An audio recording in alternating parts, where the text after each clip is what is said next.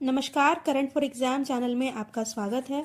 आज के इस वीडियो में हम बात करेंगे वर्ष 2024 में भारत अंतरिक्ष अन्वेषण, आर्टिफिशियल इंटेलिजेंस और विज्ञान एवं प्रौद्योगिकी विकास में कई महत्वपूर्ण उपलब्धियों के बारे में, जो आगामी परीक्षा के लिए बहुत उपयोगी होने वाला है। चलिए बिना समय गंवाए शुरू करते हैं। एक्सपोसेट प्रक्षेपण।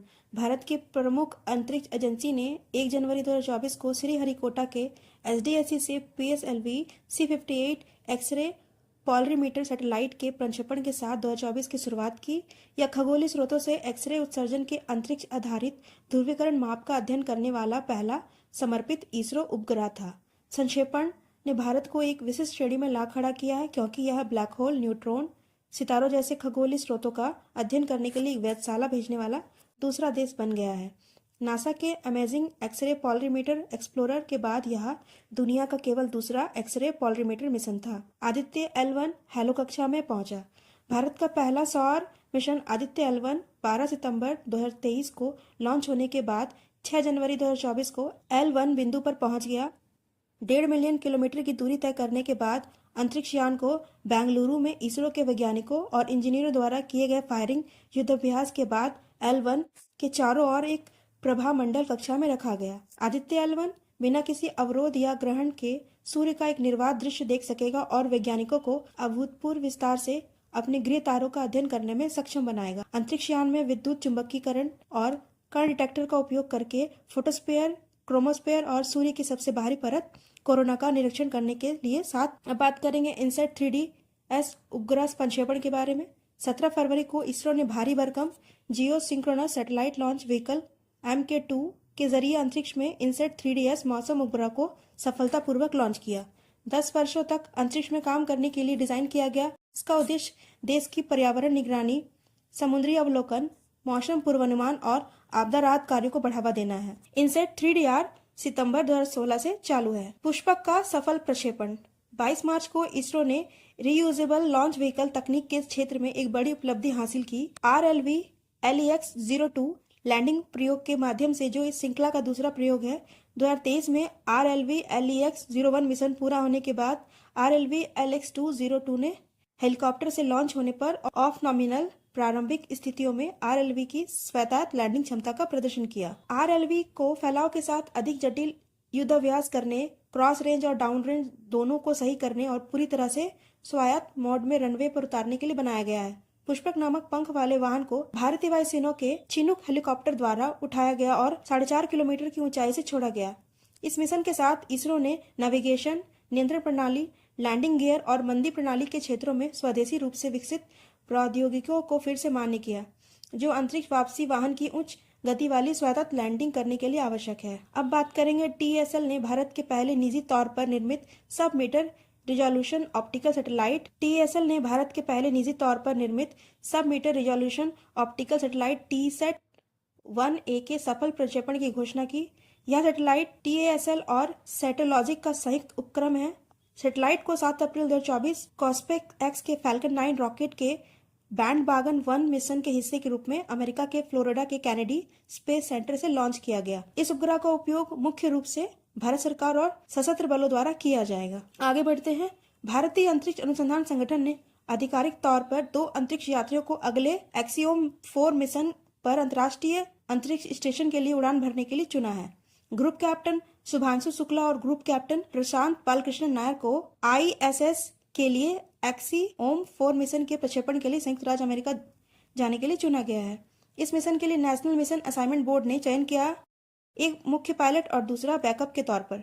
ग्रुप कैप्टन शुभांशु शुक्ला को मिशन के लिए मुख्य पायलट चुना गया, जबकि ग्रुप कैप्टन प्रशांत बालकृष्ण नायर बैकअप पायलट होंगे। अंतरिक्ष में भारत एक्सियोम 4 मिशन की सफलता के साथ captain Shubhanshu Shukla wing commander Rakesh Sharma के बाद अंतरिक्ष में जाने वाले दूसरे भारतीय बन जाएंगे। मिशन की मुख्य विशेषता यह है कि इस मिशन को एलन मस्क के SpaceX क्रू ड्रैगन अंतरिक्ष यान द्वारा समर्पित किया गया है। अंतरिक्ष यान को फ्लोरिडा के कैनेडी स्पेस सेंटर से फैल्कन 9 लॉन्चर का उपयोग करके प्रक्षेपित किया जाएगा। मिशन की अवधि 14 दिन की है। यह मिशन सफल एक्सियोम 1, एक्सियोम 2 और एक्सियोम 3 मिशनों की अनुवर्ती है। यह इसरो, एक्सियोम स्पेस और नासा के बीच महत्वपूर्ण अंतर्राष्ट्रीय अंतरिक्ष सहयोग का प्रतिनिधित्व करता है। राष्ट्रीय अंतरिक्ष दिवस 2024 राष्ट्रीय अंतरिक्ष दिवस 2024। भारत 23 अगस्त 2024 को अपना पहला राष्ट्रीय अंतरिक्ष दिवस मनाएगा। इस दिन भारत ने चंद्रमा के दक्षिणी ध्रुवीय क्षेत्र में सफलतापूर्वक सॉफ्ट लैंडिंग करने वाला पहला देश बन गया है। इस उपलब्धि ने भारत को चंद्रमा पे उतरने वाला चौथा देश और उसके दक्षिणी ध्रुवीय क्षेत्रों के पास ऐसा करने वाला पहला देश बना दिया है। चंद्रयान 2 का अनुवर्ती मिशन था, जिससे यह दिखाने के लिए डिजाइन किया गया था कि यह सुरक्षित रूप से उतर सकता है, चंद्रमा की सतह पर पता लगा सकता है। चंद्रयान 1 मिशन। भारत ने अपना पहला चंद्र मिशन 22 अक्टूबर 2028 को श्रीहरिकोटा से लॉन्च किया था। चंद्रयान 2 मिशन 22 जुलाई 2024 को सतीश धवन अंतरिक्ष केंद्र के GSLV Mk3M1 रॉकेट का उपयोग करके प्रक्षेपित किया। 3 दिन बाद सरकार ने लैंडिंग स्थल का नाम बदलकर शिव शक्ति पॉइंट रख दिया है। अब बात करेंगे गूगल इंडिया की।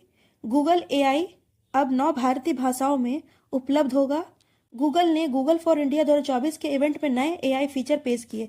नए फीचर का उद्देश्य भारत के हर नागरिक को बेहतर डिजिटल अनुभव देना है। इस कार्यक्रम में एक प्रमुख परिचय जेमिनी AI असिस्टेंट था, जो वर्तमान में 9 भारतीय भाषाओं में उपलब्ध है: हिंदी, बांग्ला, गुजराती, कन्नड़, मलयालम, मराठी, तेलुगु, तमिल और उर्दू। DRDO ने हासिल की उपलब्धि। चौथी पीढ़ी की मिनी VSHORAD सिस्टम का प्रशिक्षण सफलतापूर्वक पूरा किया। राजस्थान के पोखरण फील्ड फायरिंग रेंज में लगातार 3 सफल उड़ान परीक्षणों के बाद रक्षा अनुसंधान एवं विकास संगठन DRDO ने 5 अक्टूबर को घोषणा की कि चतुराई से डिजाइन की गई चौथी पीढ़ी की लघुकृत अति लघु दूरी वायु रक्षा प्रणाली के विकास प्रशिक्षण समाप्त हो गया है। चौथी पीढ़ी की पोर्टेबल मिसाइल प्रणाली, जिसका उद्देश्य नजदीकी हवाई हमलों से बचाव करना है, बहुत कम दूरी और वायु रक्षा प्रणाली की 5 से 20 किलोमीटर की रेंज को ड्रोन और विमान जैसे कम उड़ान वाले खतरों का मुकाबला करने के लिए डिजाइन किया गया है। यह रडार, इंफ्रारेड या ऑप्टिकल तकनीकों द्वारा निर्देशित सतह से हवा में मार करने वाली मिसाइलों का उपयोग करके लक्ष्यों को ट्रैक करता है और उन पर हमला करता है। VSHORADS की एक महत्वपूर्ण विशेषता यह है कि यह हिट टू किल क्षमताएं रखती है। इसका मतलब है कि मिसाइल केवल लक्ष्य को नुकसान पहुंचाने तक सीमित नहीं, यह वास्तव में उसे नष्ट करने में सक्षम है। बात करेंगे एशिया के सबसे बड़े और सबसे ऊंचे इमर्जिंग टेलीस्कोप के बारे में। 4 अक्टूबर 2024 को परमाणु ऊर्जा आयोग के अध्यक्ष डॉक्टर अजित कुमार मोहंती ने हानले, लद्दाख में मेजर एटमॉस्फेरिक चेरनोकोव एक्सपेरिमेंट वेधशाला का आधिकारिक उद्घाटन किया। लगभग 4300 मीटर की ऊंचाई पर स्थित यह विशाल दूरबीन एशिया में सबसे बड़े इमेजिंग चेरनोकोव दूरबीन है तथा विश्व स्तर पर अपनी तरह की सबसे ऊंची दूरबीन है। MACE का निर्माण भारत में भाभा परमाणु अनुसंधान केंद्र द्वारा इलेक्ट्रॉनिक्स कॉरपोरेशन और इंडिया लिमिटेड और अन्य भारतीय कंपनियों के सहयोग से किया गया था। MACE दूरबीन मुख्य उद्देश्य उच्च ऊर्जा वाली गामा किरणों को देखना। अनुमान है कि इससे वैज्ञानिकों को ब्रह्मांड की कुछ सबसे शक्तिशाली घटनाएं जैसे सुपरनोवा, ब्लैक होल और गामा रे विस्फोटों के बारे में जानने में मदद मिलेगी। आगे चलते हैं। भारत को जल्द ही अपनी पहली स्वदेशी बुलेट ट्रेन मिल जाएगी। इंटरनल कोच फैक्ट्री ने भारत की पहली घरेलू बुलेट ट्रेन प्रणाली को डिजाइन करने, उत्पादन करने और चालू करने के लिए सरकारी स्वामित्व वाली BEML को 886.87 करोड़ का ठेका दिया है। इस परियोजना में 2 हाई स्पीड ट्रेन सेट होंगे, जिनमें से प्रत्येक को 8 कारें होंगी। उन्हें 280 किलोमीटर प्रति घंटा की प्रशिक्षण गति के डिजाइन किया गया है। ट्रेनें 250 किलोमीटर प्रति घंटा से चलेगी, जो भारत के हाई स्पीड के रेल विकास में एक महत्वपूर्ण मील का पत्थर होगा। BEML के बेंगलुरु कारखाना में निर्मित की जा रही इन ट्रेनों को 2026 के अंत तक शुरू किया जाएगा। यह भारत के रेल नेटवर्क को बेहतर बनाने की बड़ी पहल का हिस्सा है। भारत ने 3 AI उत्कृष्टता केंद्र शुरू किए हैं। केंद्रीय शिक्षा मंत्री धर्मेंद्र प्रधान ने दिल्ली में 3 नए AI उत्कृष्टता केंद्रों का उद्घाटन किया, जो स्वास्थ्य, कृषि और टिकाऊ शहरों पर केंद्रित है। ये भारत में AI बनाए इन केंद्रों का निर्माण 2023-24 के बजट घोषणा का हिस्सा था। ये केंद्र भारत की मेक इन इंडिया और make I work for India पहल का हिस्सा है। भारत ने रात को अपनी पहली लंबी दूरी की हाइपरसोनिक मिसाइल का सफलतापूर्वक प्रक्षेपण किया, जो मिसाइल प्रौद्योगिकी में बड़ी प्रगति है। इसे रक्षा अनुसंधान एवं विकास संगठन DRDO द्वारा ओडिशा के तट से दूर एकीकृत प्रशिक्षण range doctor APJ Abdul Kalam द्वीप पर एक मोबाइल ग्राउंड आधारित लॉन्चर से लगभग 6:55 में लॉन्च किया गया। इस मिसाइल को हैदराबाद स्थित doctor APJ Abdul Kalam missile complex और DRDO के अन्य संस्थानों ने मिलकर विकसित किया है। यह देश की सुरक्षा क्षमताओं को बढ़ावा देने की दिशा में एक बड़ा कदम है। यह पहली बार है कि DRDO ने रात के समय देश में निर्मित और डिजाइन की गई मिसाइल का प्रायोगिक प्रशिक्षण किया है। हाइपरसोनिक मिसाइल को 1500 किलोमीटर से अधिक दूरी तक विभिन्न प्रकार के पेलोड ले जाने के लिए डिजाइन किया गया। इस सफल प्रशिक्षण के साथ ही भारत हाइपरसोनिक तकनीक में महारत हासिल करने वाले अमेरिका, रूस, चीन जैसे देशों की कतार में शामिल हो गया है। 2020 में भारत ने मैक 6 की गति तक पहुंचने वाले हाइपरसोनिक टेक्नोलॉजी डिमॉन्स्ट्रेट व्हीकल का भी प्रशिक्षण किया था। भारतीय अंतरिक्ष अनुसंधान संगठन ने स्पेसएक्स के फाल्कन 9 रॉकेट का उपयोग करके अपना पहला रॉकेट मिशन सफलतापूर्वक लॉन्च किया। 18 नवंबर को स्पेसएक्स ने इसरो के उन्नत संचार उपग्रह GSAT-N2 को जियो सिंक्रोनस ट्रांसफर ऑर्बिट में लॉन्च किया। यह आयोजन इसरो द्वारा स्पेसएक्स के साथ किसी प्रक्षेपण पर पहली बार सहयोग करने का कार्यक्रम है, जिससे इसकी वाणिज्यिक शाखा न्यू स्पेस इंडिया लिमिटेड द्वारा सुगम बनाया गया है। स्पेसएक्स रॉकेट का उपयोग आमतौर पर भारी उपग्रह को लॉन्च करने के लिए एरियन रॉकेट का इस्तेमाल करता है। हालांकि इस मिशन के लिए इसरो ने लॉन्च की उपलब्धता को GSAT-N2 के वजन के कारण स्पेसएक्स के फाल्कन 9 को चुना। अब तक इसरो कोउरू, फ्रेंच गुयाना से अपने भारी GSAT लॉन्च करने के लिए एरियन रॉकेट पर निर्भर था। प्रोवा 3 मिशन। इसरो और ESA ने सौर रहस्यों को उजागर करने के लिए हाथ मिलाया। भारतीय अंतरिक्ष अनुसंधान संगठन का विश्वसनीय ध्रुवीय उपग्रह प्रक्षेपण बुधवार 4 दिसंबर को आंध्र प्रदेश के श्रीहरिकोटा के ESA के प्रोवा 3 मिशन को प्रक्षेपित करने के लिए तैयार है। यूरोपीय अंतरिक्ष एजेंसी का प्रोवा 3 मिशन इसरो की वाणिज्यिक शाखा न्यू स्पेस इंडिया लिमिटेड के साथ साझेदारी में संचालित किया जा रहा है। इस मिशन से यूरोपीय अंतरिक्ष एजेंसी वैज्ञानिकों को महत्वपूर्ण जानकारी मिलने की उम्मीद है, क्योंकि वे अंतरिक्ष मौसम और सौर परिघटनाओं का अध्ययन जारी रखे हुए हैं।